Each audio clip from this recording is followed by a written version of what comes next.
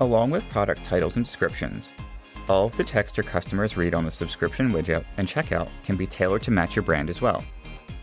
In this video, we'll show you how. This video is going to discuss modifying the subscription widget, checkout, and the customer portal. Feel free to skip ahead if you're looking for one particular section. We're going to start with the subscription widget. Here's an example on the subscription product page. Just like most other objects on the page, the wording and coloring of the widget can be customized to your liking. To customize the widget, go to Settings, Subscription Widget.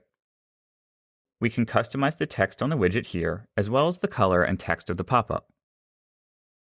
Let's run through a quick example. Instead of Subscription Details, let's change the wording to Learn more about our recurring subscriptions.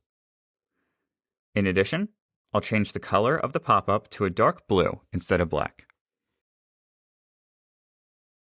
Here's a side-by-side of what it used to look like and what the subscription pop-up looks like now after my modifications. You can also change the language the text is in. Let's say I expand into Canada and I want to make it French instead of English. No problem.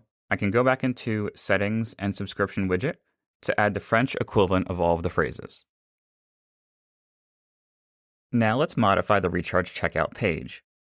To do that, we can go back into Recharge, Settings, and Translations. You can modify the wording on almost everything you see in checkout and in the customer portal here. I recommend taking a look through these settings. This video won't go through each and every setting, as there are close to 100. Let's cover one more section. We're going to change up the wording in the standard customer portal.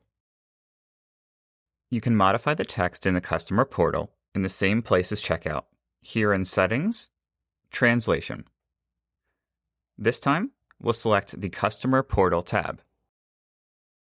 I recommend taking some time to go down the list and look through these. You can customize everything your customers see when they access their portal, from account login to upcoming shipments to modifying subscriptions and more.